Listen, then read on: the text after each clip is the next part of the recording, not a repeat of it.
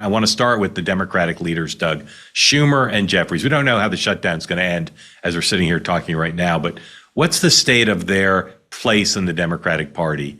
In theory, they're kind of the titular leaders. What's the state of how they've come through the first almost a year now of the Trump term? Well, I think what Kristin raised earlier is the central point here, which is how does the shutdown, what's the end game on the shutdown?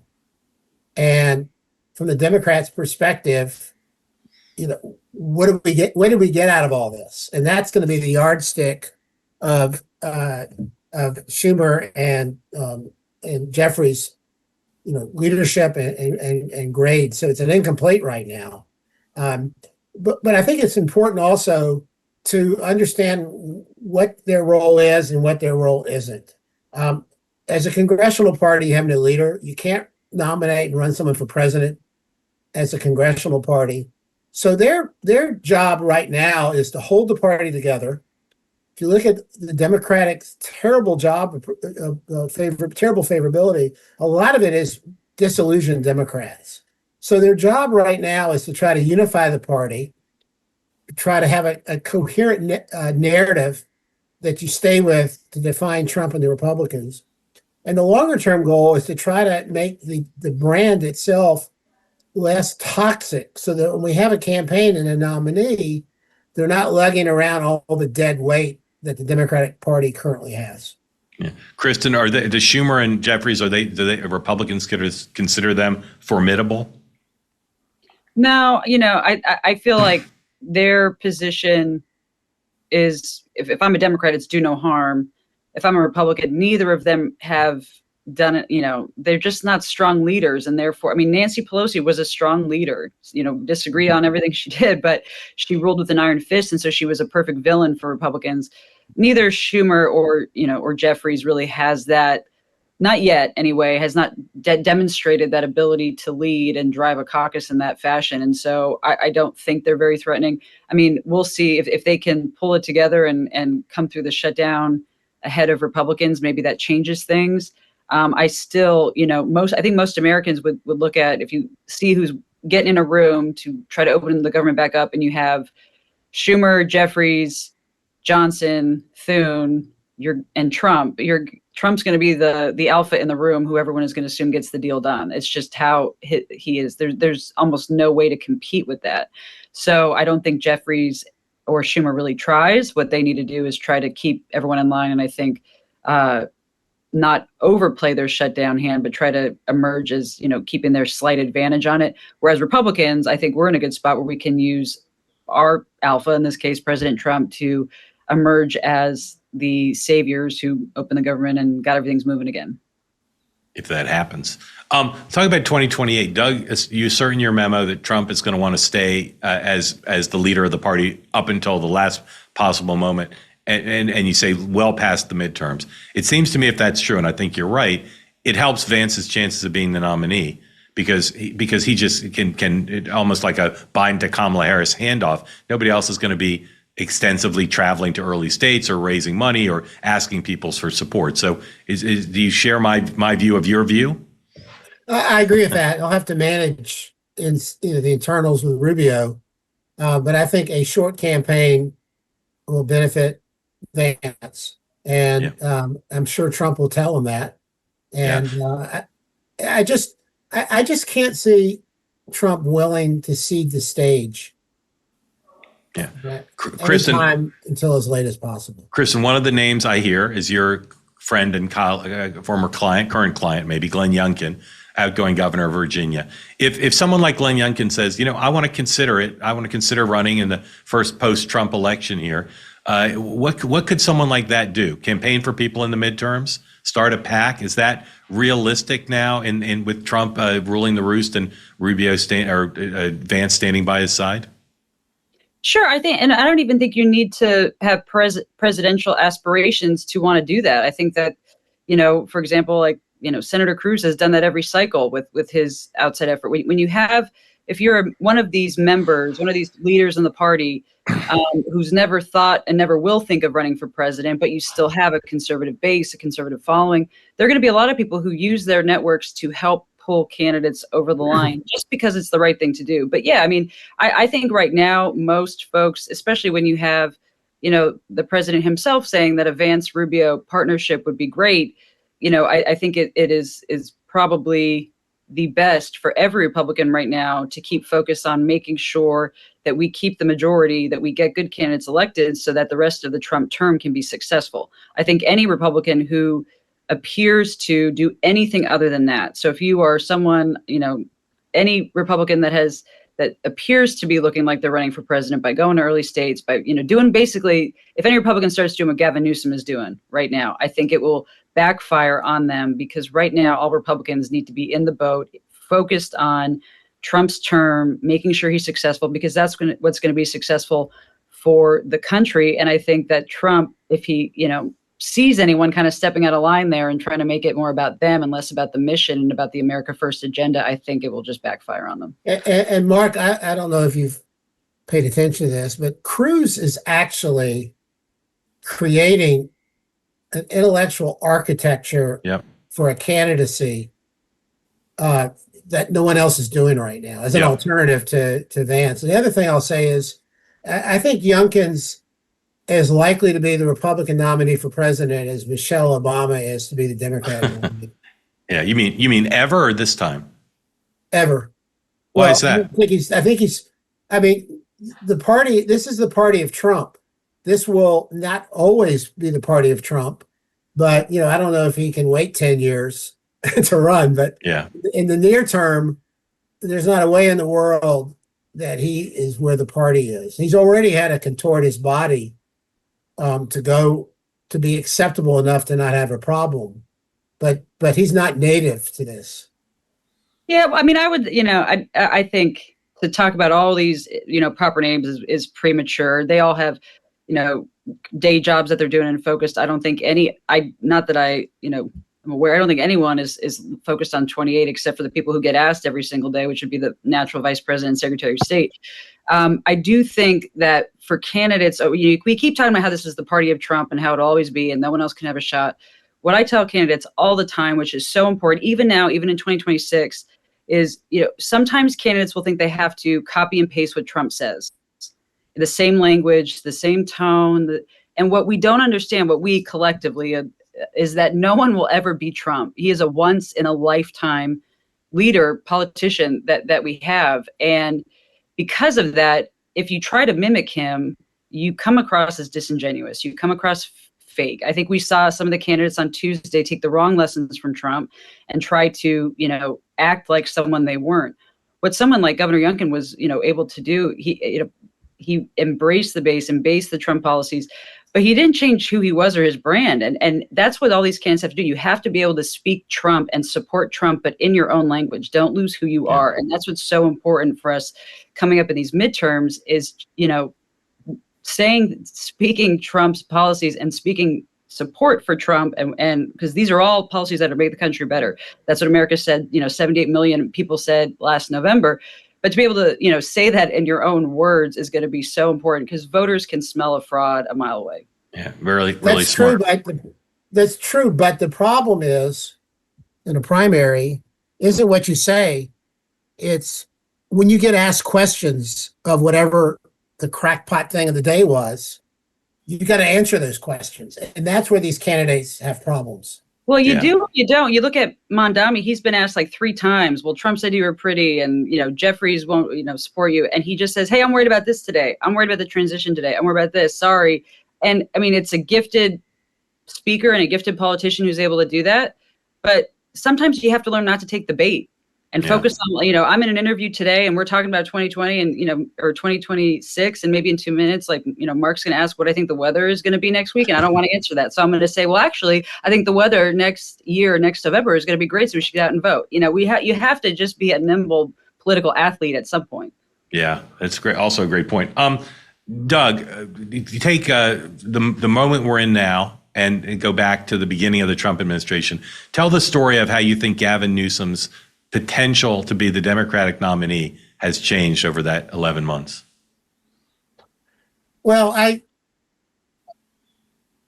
think first he had a big success on Tuesday, which heartens Democrats in terms of the reapportionment or redistricting referendum. I think Kristin alluded to it earlier, at least in part. He looks like a president. He looks like someone who's got broad shoulders who could lead a country. Yeah. And he's articulate. And I think, the job description changes based on the political environment. And so the question right now for Democrats is, are you tough enough to take on the Republicans? And he has demonstrated strength. And I think that word strength was the single most important word that Trump used in 2016 to get elected. And it was what he used in 2024 to win again.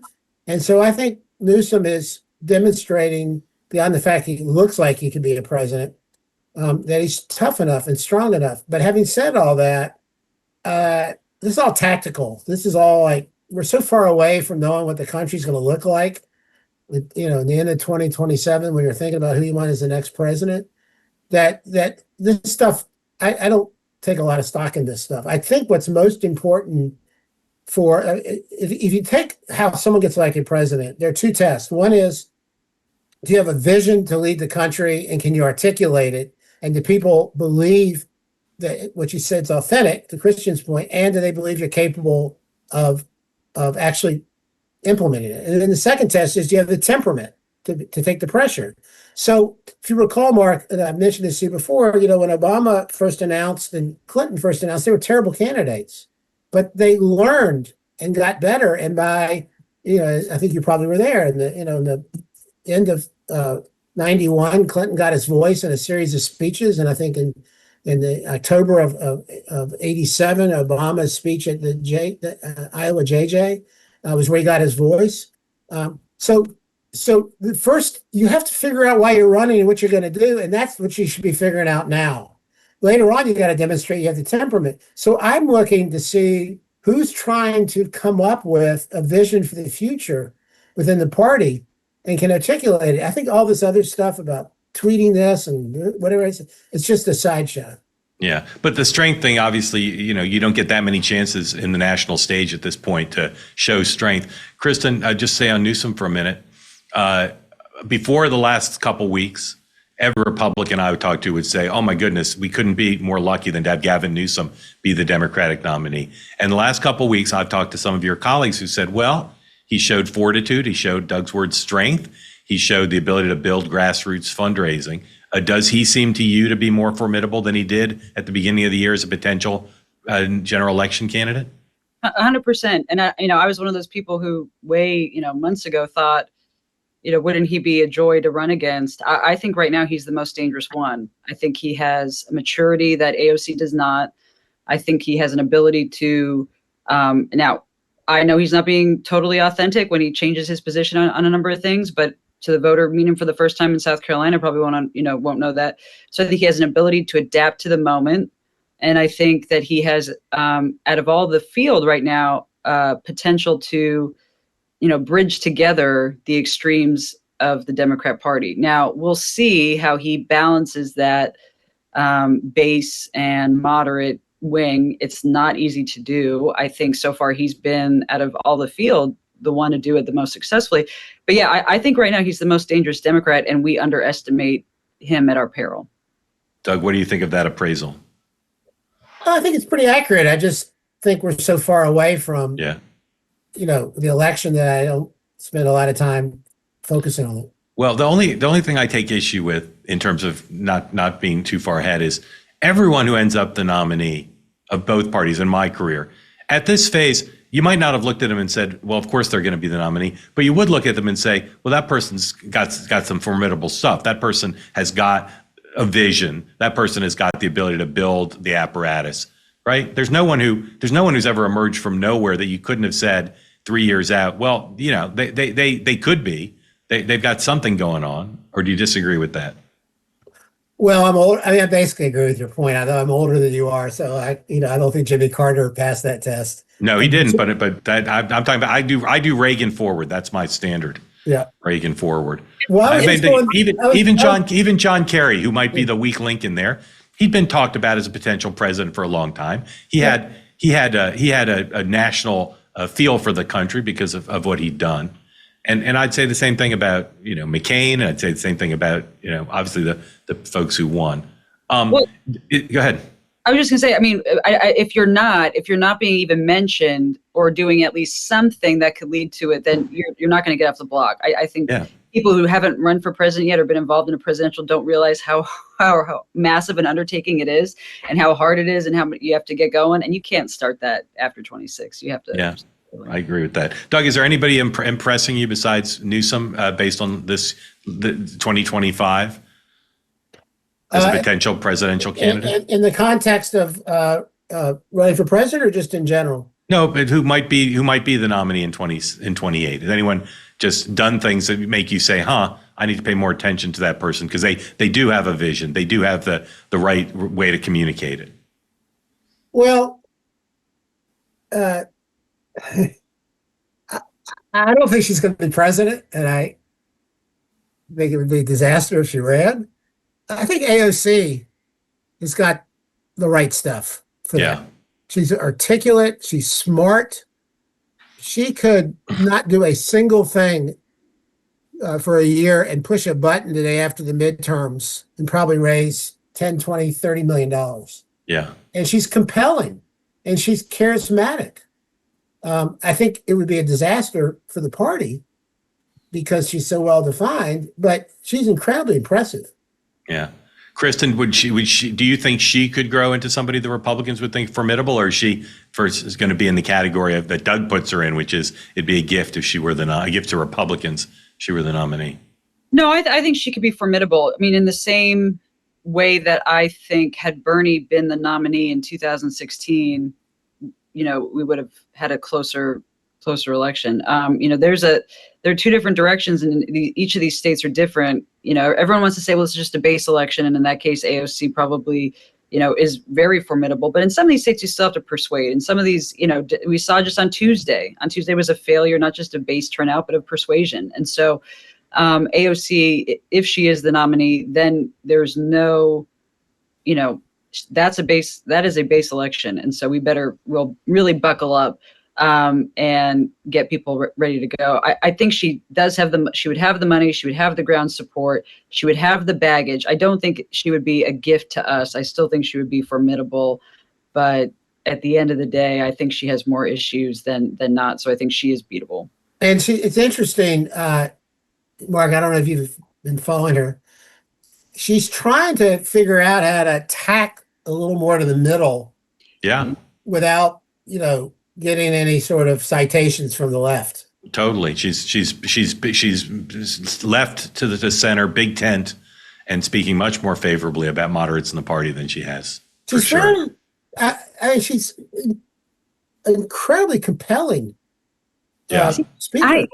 I think that her issue is going to be compared to Newsom, and it might just be, I'm not saying that she's, young or anything, well, younger, but there is just an emotional maturity she hasn't reached yet. And by what I mean by that is I think she can appeal to a certain group of the party or certain voters.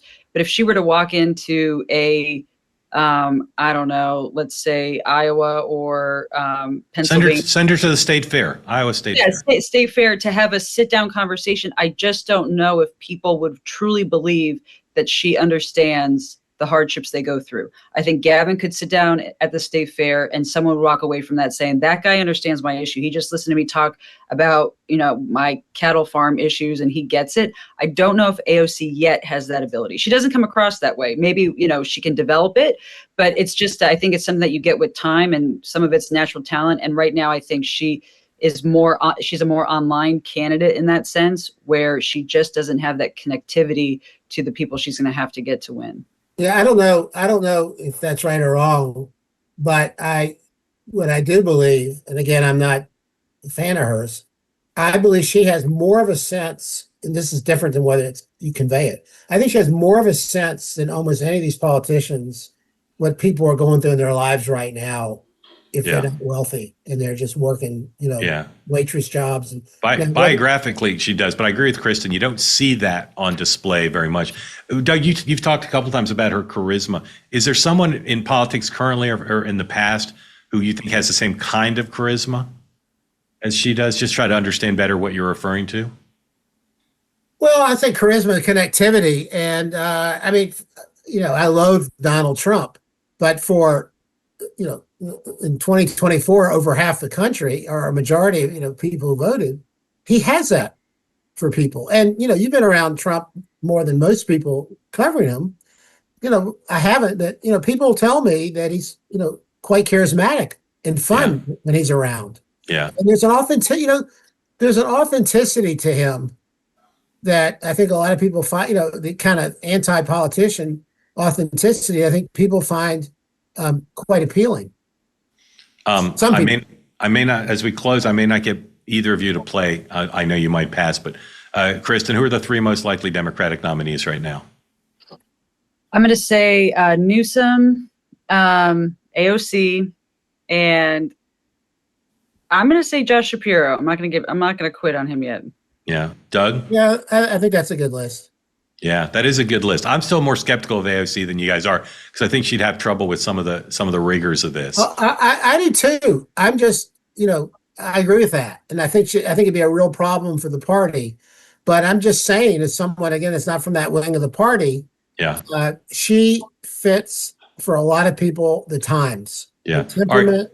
Rapid round pairs to close out our 2028 fantasy conversation. I'll name two people. You tell me who's more likely to be the Democratic nominee.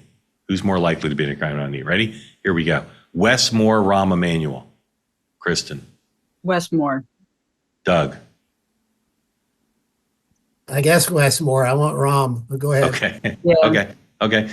Pete Buttigieg, Amy Klobuchar. Kristin. Oh. Pete. I agree with that. Yeah. Okay.